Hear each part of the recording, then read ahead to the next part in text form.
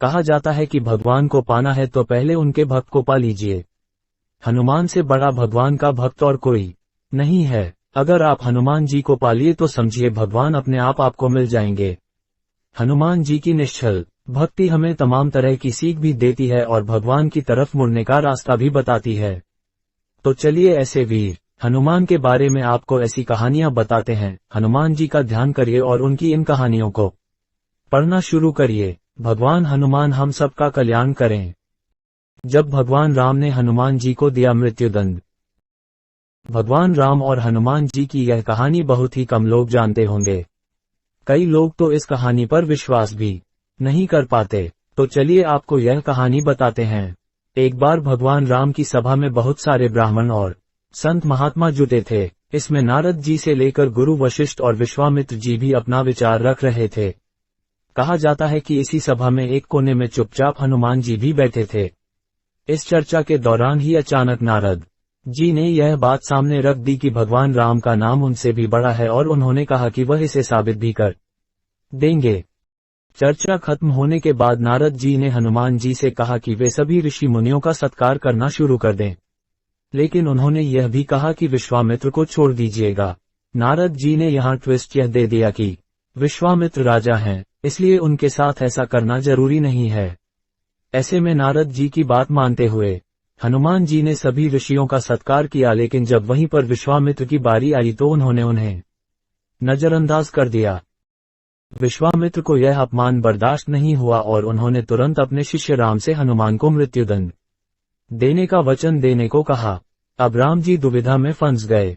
एक तरफ भक्त जिसे वह बेहद प्रेम करते हैं और दूसरी तरफ गुरु, लेकिन गुरु की बात कैसे टालें, इसलिए वह हनुमान जी को मृत्युदंड देने के लिए उनकी तरफ जाने लगे। इस बीच नारद जी ने हनुमान जी को कह दिया कि वे डरे नहीं और सिर्फ राम नाम जपते रहें। अब हुआ यह कि उन्हें मारने के लिए भगवान राम जितने भी अस्त्र आजमाते सबके सब फेल हो जाते।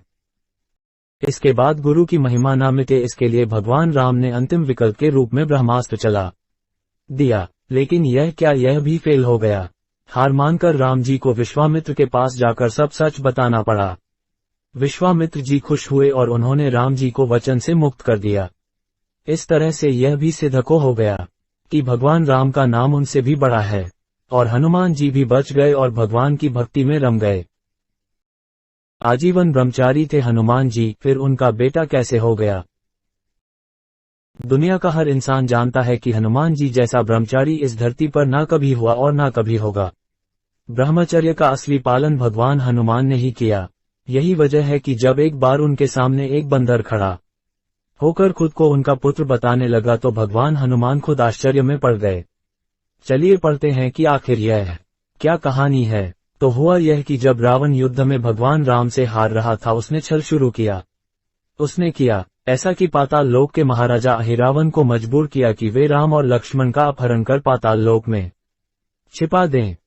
इसकी जानकारी होने पर भगवान के भक्त हनुमान पाताल की तरफ चल पड़े।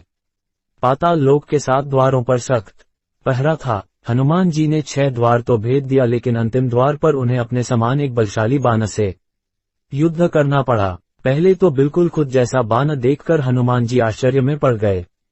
उन्हें लगा कि कोई राक्षस छल कर रहा है। उन्होंने परिचय पूछा तो उस बानर ने खुद को मकरध्वज बताया। इस दौरान उसने अपने पिता का नाम हनुमान कहा। जैसे ही उसने अपने पिता का नाम हनुमान बताया, हनुमान जी को गुस्सा आ गया। हनुमान जी ने कहा, दुष्ट मेरे साथ छल कर रहा है। मैं ही हनुमान हूँ और पूरी दुनिया जानती है कि मैं बाल ब्रह्मचारी हूँ। जैसे ही हनुमान जी ने अपना परिचय दिया, मकरध्वज उनके पैरों में गिर गया। वह बार बार अपने पिता को प्रणाम करने लगा, लेकिन हनुमान जी यह मानने को तैयार नहीं थे। तब मकरध्वज ने बताया कि जब लंका जलाकर आप समुद्र में कूदे थे तब उनके शरीर का तापमान इतना अधिक था कि पसीने से वह नहाए हुए थे। उसी पसीने का एक बूंद समुद्र में भी गिरा था।